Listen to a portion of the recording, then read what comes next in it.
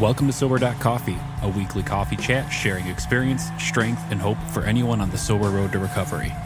You can download Sober.Coffee weekly on all podcast platforms and check us out on Instagram at Sober.Coffee Podcast and on Twitter at Sober.Coffee Pod.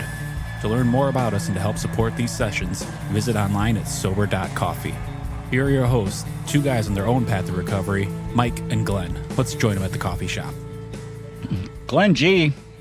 Mikey. Glenn G. What's going on, brother? Glenn G. Glenn. Yeah, Glenn Glenn G. G. G. Glenn. Glenn. What'd you do now? G. Glenn. G. Glenn.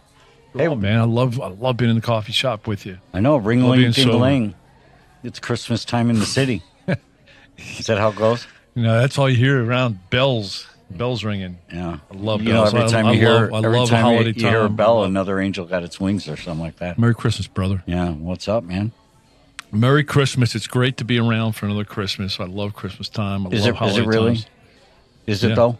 Yep. Is it? I mean, is it great for everybody? You know what? You know what? That's a great perspective. For me today, it is great. And I think we should talk through it. You know, I think we should sit there at the coffee shop and talk through it.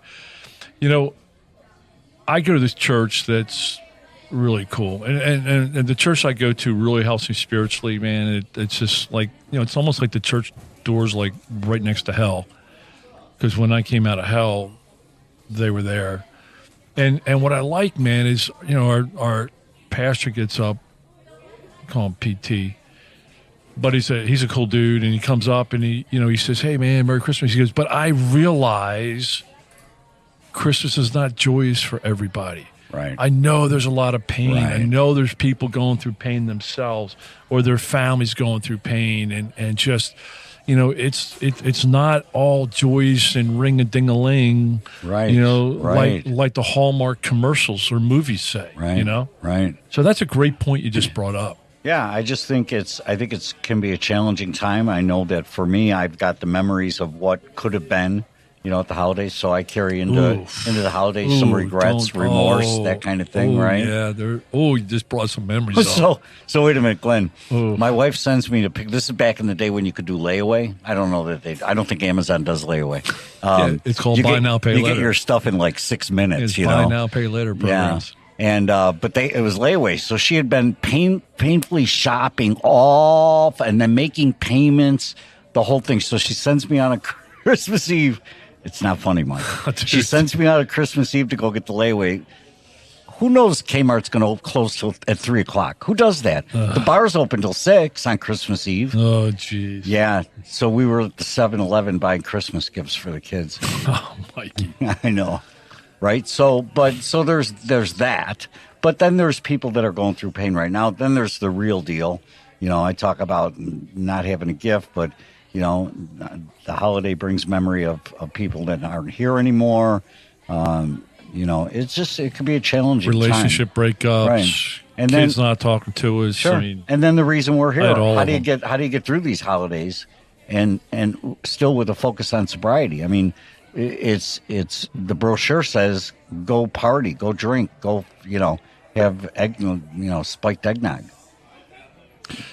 yeah, so, man, this, you know, our podcasts are normally 18 minutes. Yeah, this could go long. This might be 3 hours, but yeah, let's unpack some of this. And you know, I think we just rolled out an agenda. We came with no notes, which is not very. I mean, that's typical for us. I'm writing them as we go along. yeah. Our barista Brian's doing some video stuff, so now we can prove that we don't have notes. But yeah, so let's talk through a couple things. One, let's talk through, and we'll do an agenda item here. We'll run like a business meeting.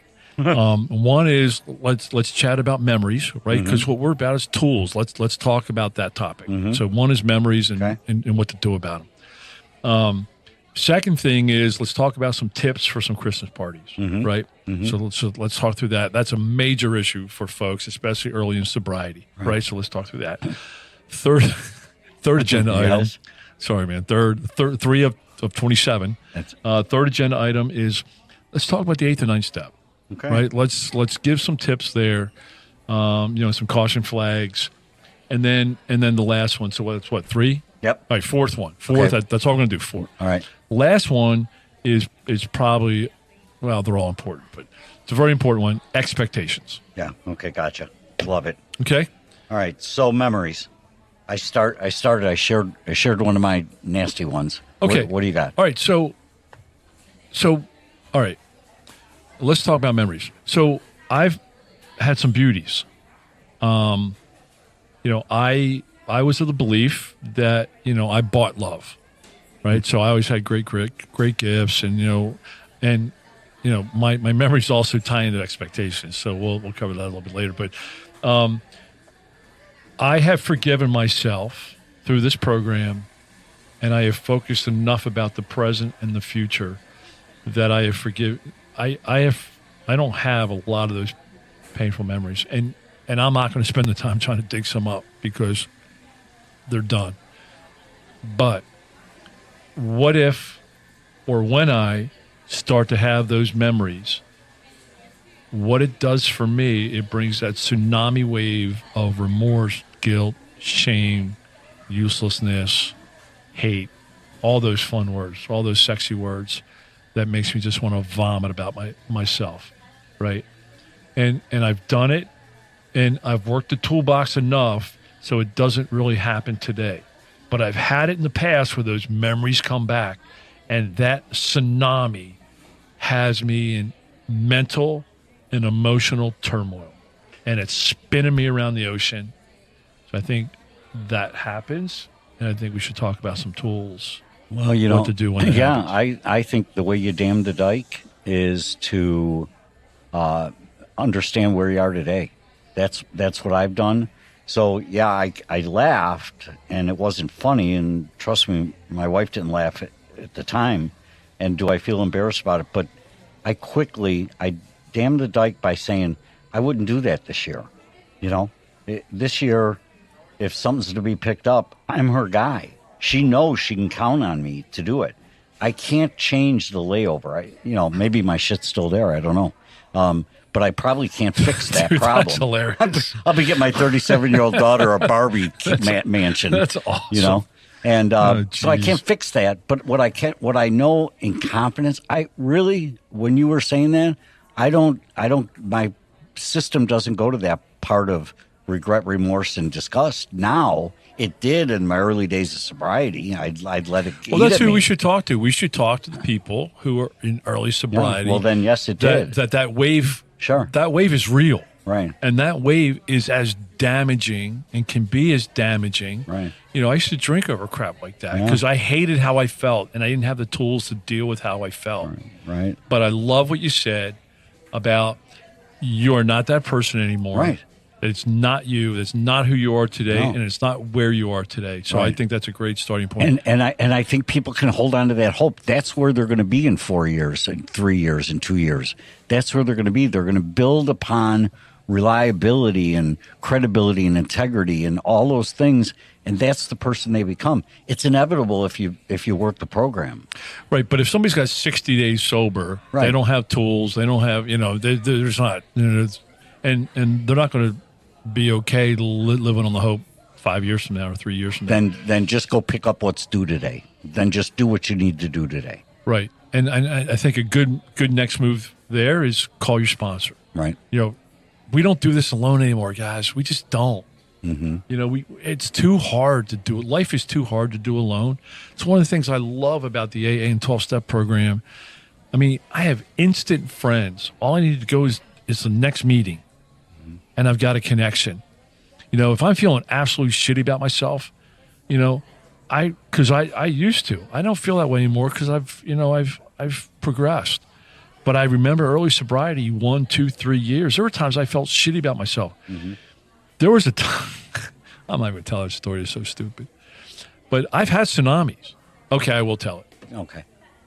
So, you're on, Google. Well, Google at one time popped up an old address, that I had lived at 15 years ago. So what does Glenn do? Glenn's like, I wonder what that house looks like today. You have all these tools, right? So I go to Google it, and that house that I'd bought for, $400 was worth like $1 million today.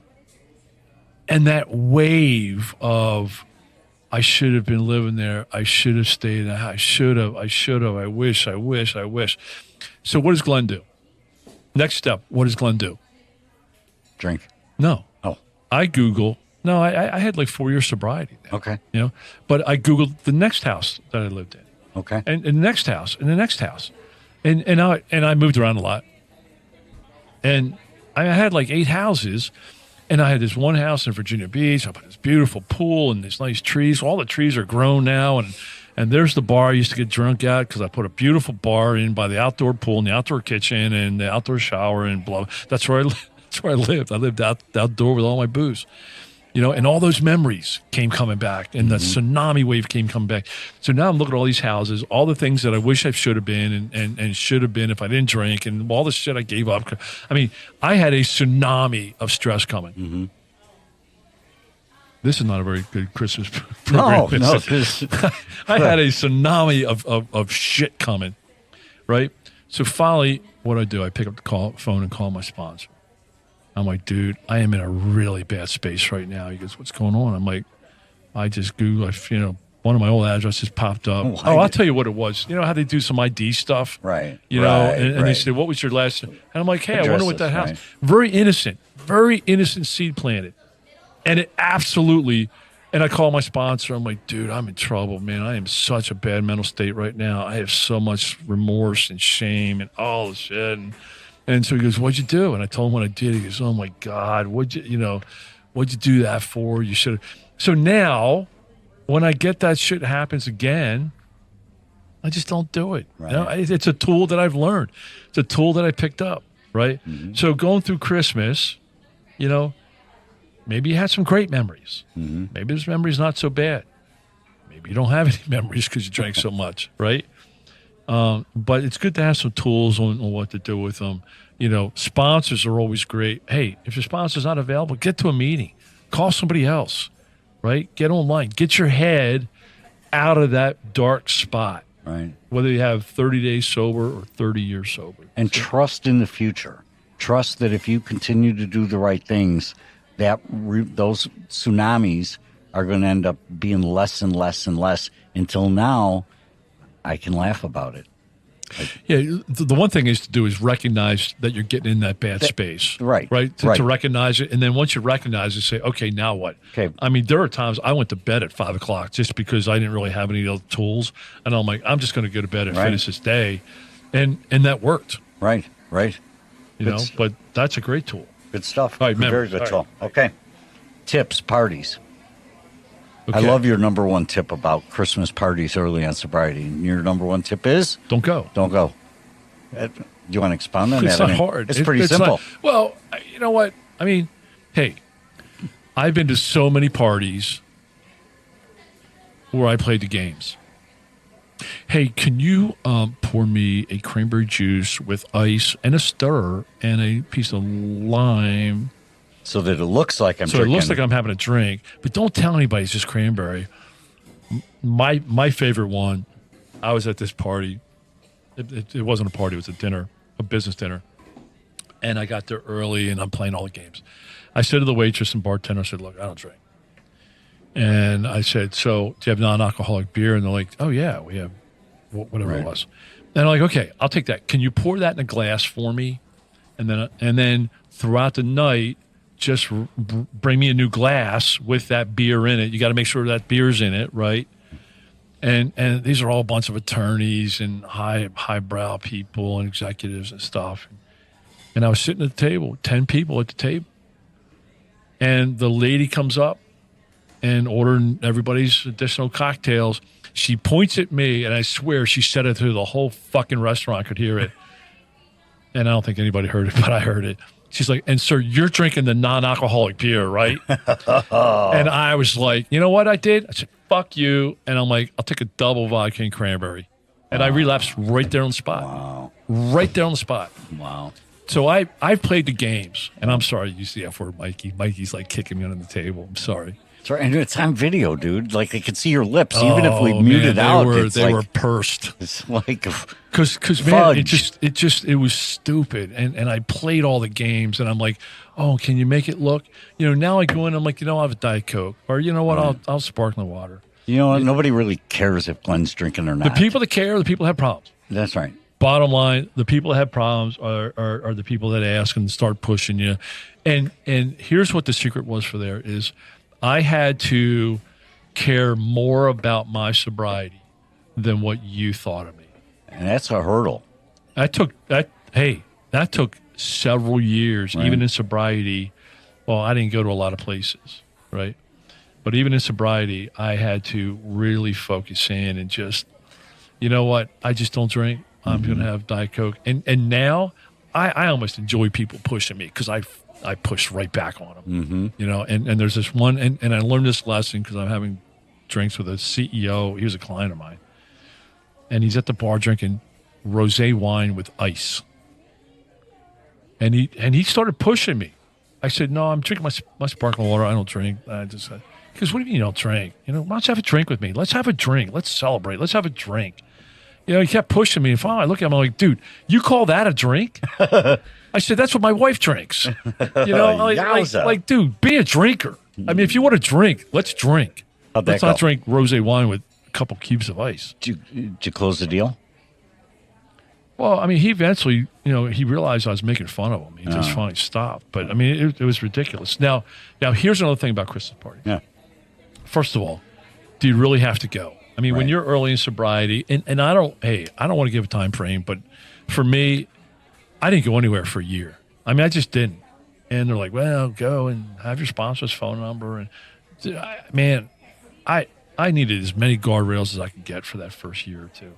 And I just didn't go to stuff, you know. And my sobriety meant more to me.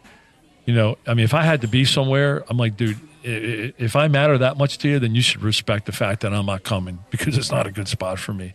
And I just said no. No is a full sentence. I don't know if you knew that or not. But it is. Just say, hey, no, thank you. Sorry, I can't make it. Mm-hmm. You know, and you know, so and that worked. And then the second thing is if you do go, and this is my strategy. I use this strategy today, and it's brilliant. I call it hit and run. Because I'll go to the party early. I'll go to the party early, right when it starts. Right. I go to the party. I stay for 30 minutes. And I see the people who I need to see. I connect. I'm very gregarious about it. I'm very enthusiastic. You know, I can't find the right words. Yeah, there were good ones. Yeah, I'm really into it for 30 minutes. And I say hi to all the people. I say, sorry, got a jet, got to get out of here. I don't give any reasons why. I'm just like, hey, you know, and when I see the party coming up, for example, you know, we have a holiday Christmas party coming up. Mm-hmm. And I do the same thing every year, and everybody knows me for it. They're like, oh, Glenn's coming for half an hour. Mm-hmm. So what? You're exactly right. I'm going to come. I'm going to say it's a progressive, you know, 5 houses. I only go to the first house. Right. And last year I did go the second house because my neighbor's across the street, and I went there for 10 minutes just to tell them, hey, you know, your shrimp is delicious. And then I disappear. Gotta go. And I disappear. Can I take some for the road? Dude, Right. I'm telling you, it's just, you know, I call it a hit and run, but those parties are. Yeah, you know my one big tip that really helped, and first of all, I echo what you said. Number one, I didn't go. I missed probably, I don't know, I'd have to go back and figure it out, but 6 months to a year, I didn't go to parties. Christmas parties, I just avoided them. However, if I did end up at a holiday party in the subsequent years, the key thing for me was my partner, in this case was my wife, would go in and I'd say, I need you to beeline to the drinks and come back and put a Coke in my hand, you know, and, you know, give me a Pepsi, and then I've got something in my hand, because the worst thing you can do is find yourself in a scenario where you got nothing in your hand. Well, you don't do that now, do you? Yeah, I sure do. Do you really? Do. Just get me a Coke right away. I just want to have a Coke in my hand. That way people can't say, oh, can I get you, what can I get here? Here's a beer. I'll take a Coke. I don't want a beer. I want a Coke. Yeah, I just grab a Coke. Yeah. So anyway, that's my. I was just at a conference last week, and people trying to put drinks in my hand. I'm like, I'm not drinking that shit. Yeah, right. I mean, I'm just more assertive about it today. Mm-hmm. But that's after, you know, a bunch of years of sobriety. Right. At the beginning, I would have been like, oh, yeah. Right. You know, so I mean, hey, I just want to, you know, but I love your strategy about having somebody there helping you. Yeah. You know, put a Coke in my hand, be a guardrail for me. Right. You know? Right. All right, good. 8th and 9th step. Okay. So I'm telling you, the 8th and 9th step are in the 8th and 9th position for a reason. Now, talking to folks either early in the program or early in sobriety, here's what I've seen is somebody's got 3 months of sobriety. They're feeling great. They're on the pink cloud. Everything's going great. I can't believe I'm solving this problem. I've been drinking for 3 months. And then they go to a family party, a family dinner, family get-together, and they see Aunt Edna sitting there. And they're cured. In our new sober 3-month sober mind, we are cured. I am cured. And there's Aunt Edna. And last year at the Christmas party, I puked on Aunt Edna, or I made out with Aunt Edna, or I cursed her out. Pick one of those. Personally, I'd puke after I realized I made out with yeah, him. Totally. Right. Pick one of the three, right? So now I'm like, wait. I was just in this meeting, this step meeting, and I heard, I saw it on the wall, these 12 steps, right? And step 8 is make a list of all people we had harmed and become willing to make amends. And boy, I really hurt Aunt Edna, and everybody was embarrassed last year. I puked, and then they cleaned the puke up, and everybody told me not to come back. And now they knew I'm sober, so they invited me back. And so, hey, what's that 9th step again? Let me Google it. Let me read that 9th step. Oh, yeah. Made such amends wherever possible. Oh, I'm sitting right in front of Aunt Edna. I'm 3 months sober. And now you go and sit there and in front of everybody, you're saying, hey, Edna, hey, last year at that party, I'm sorry. I puked on you. I was drinking. And, I'm really sorry, right? And we haven't learned a lot by that point, right? Mm-hmm. And the danger and caution flag of working the steps out of order is now when Aunt Edna doesn't accept your apology. Mm-hmm. Or people jump in the room and instead of just trying to brush over Aunt Edna's, people in the room bring up 14 other episodes of the picnics and parties and you crashed your car on my lawn. While you're at it, Glenn. And you lost a bum and, you walked down your wife and they bring up all this shit, right? So now you're sitting in front of Aunt Edna trying to be sober and now you don't know what to do. You don't have the tools and you don't know what to do with all this shit, right? Mm-hmm. And then you sit there and say, this ain't working. Mm-hmm. I'm going to drink, or this ain't working. This AA stuff doesn't work. Right. You give up on. And it's because you didn't work it the right way. Mm-hmm. So all I'm saying is, hey, work with your sponsor on step 8 and step 9. Don't be doing stuff out of turn because it doesn't work out. Mm-hmm. I have not seen one person work 8th and 9th step out of turn, and I've probably seen 50 episodes where they come and say, what a blessing. Mm-hmm. It just doesn't work, man. It's a shitstorm every single time. Love it. Great advice. That's a tip. Great advice. Last segment, expectations. I love this one because I've got Norman Rockwell going into every holiday season. Do you really? No, that's what I picture it's going to be. Is that how it was, or is that how you are today? Today, no. Today, I have a paint by number. Okay. And I just. Man, that's a great metaphor. Yeah, I just go along, painting a little step as it goes, and it's going to paint its own picture throughout the year, throughout the holiday season for me. My expectations I set so low. So, I agree. Mine used to be. I love the Norman Rockwell. Every part of the holiday, I had expectations, mm-hmm. and every part of the holiday did not meet those expectations. So I never had peace. I never had joy. I never had happiness. I hated the holidays because in my mind, they always sucked mm-hmm. because I had a 10 level of expectation and people would perform at an 8 mm-hmm. and I'd be pissed mm-hmm. and I'd be bitter and I'd be resentful. Mm-hmm. And then I'd be like, how can I get my revenge? Mm-hmm. Those fuckers. Mm-hmm. I would. And that's how I live my holidays. Mm-hmm. Now today, where joy and peace and love and fellowship and friendship and blah, blah come from, I go in expecting nothing. Mm-hmm. Oh, I have to tell you this. So, back when I was buying love and all those sexy Christmas presents, right? I'd give my daughter had 40 presents to open up. They're all Ralph Lauren. It was stupid stuff, right? And I would look and I would measure her level of smile and happiness and glee. And I'd get pissed. I'm like, well, she didn't smile big enough. She I mean, nobody met my expectation. Mm-hmm. So now I go in, I'm still working on it, work in progress, right? I probably go in with a 2 expectation.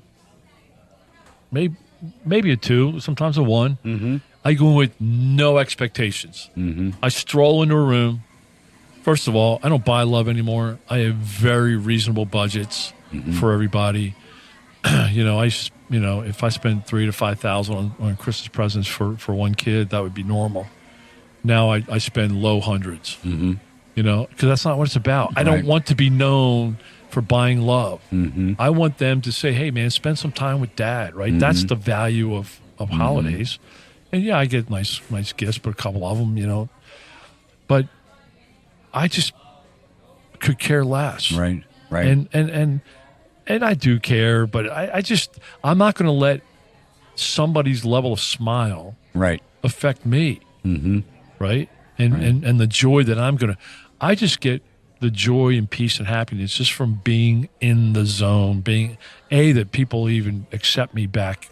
You know how gracious I am for that. I have so much gratitude. Brett, I love your story. I think it was last Christmas, and you're putting your schedules together, and all of a sudden you had a daughter dumped on your stomach. It was going to stay for a couple of days, ended up staying for a week or something. I know. I was like, dude, what? You're going to do staying with what? me? You're staying with me? You're going to do it?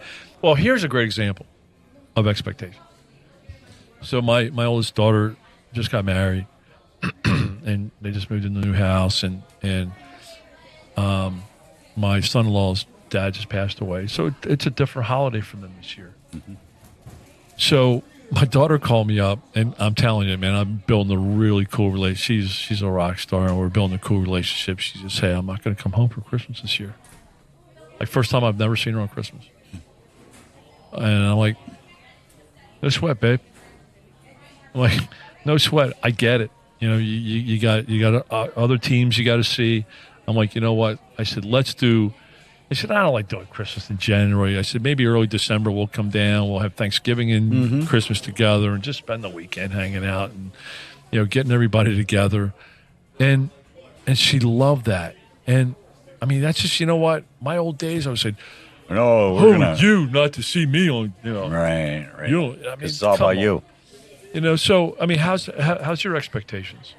Again, I think that I wanted the everything. And now, again, I just really hold to, and I think expectations and acceptance are just so tightly interwoven together because I just have learned, because I put so much weight in the word and the practice of acceptance, that if my expectation isn't met, I quickly am just accepting that it didn't happen for a reason. It didn't happen because there was another priority in their life. I see where acceptance comes. I get it. Right. I totally get it. It's just like, okay, you're right. I'm not accepting. Cool. I was driving with my expectation, but the reality is I need to accept that you're in a different place than me. I mean, the world doesn't revolve around me. I found that out 4 years ago. I was just going to say that it's not about us anymore. No, life's not about us. Right, which makes it so much more serve others. Yeah,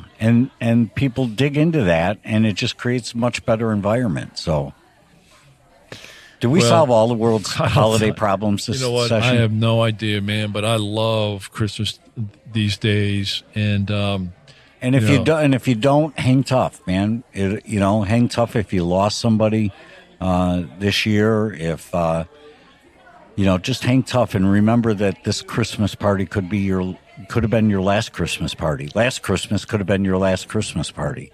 You're living a miracle right now, and if you're listening and you're sober, if you're thinking about becoming sober, give it a shot. Yeah. So the one thing I'd like to point out, I'd like to underline what you just said, if I could, is hang in there. Right.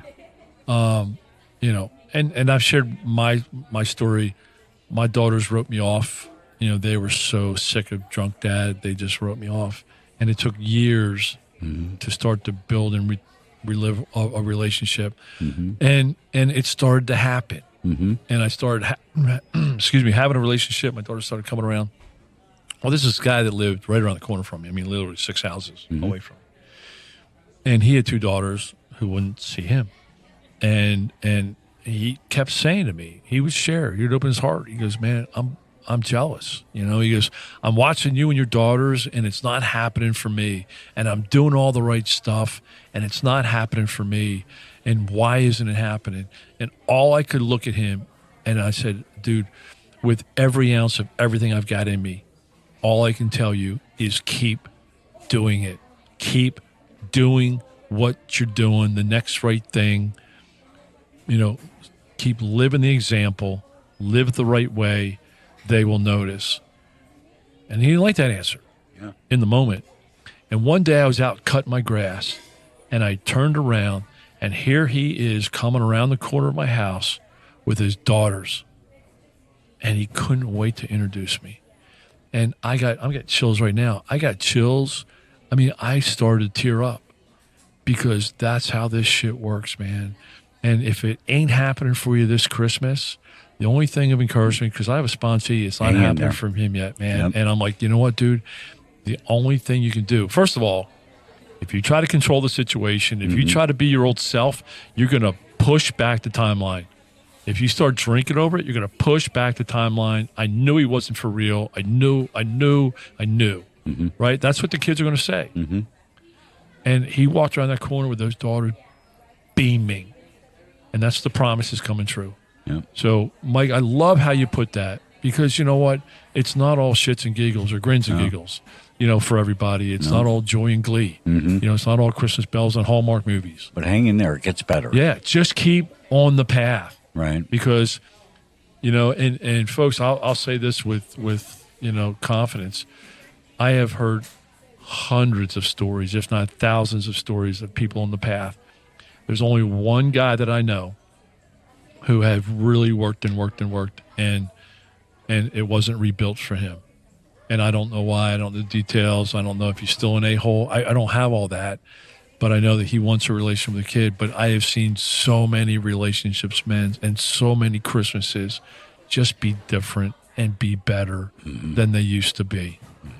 Love it, man. So, dude, I'm not sure if that was a ho-ho happy holidays, but I know it was real. The real deal. It was the real deal, man. I love you, brother. I love walking this path with you, whether it's in July or whether it's Christmas time. Love you, man. Have a great one. Merry Christmas. Bye-bye. Thanks for joining us for today's coffee chat. To contact the show, email us at podcast@sober.coffee. If you need immediate help, the AA hotline is 800-839-1686. The National Suicide Prevention Hotline is 800-273-8255. Remember, Mike and Glenn are sharing their own journey on the path to recovery. Any suggestions, medical or otherwise, are their own experiences and should not be viewed as professional advice. See you next week, and remember, there is a solution.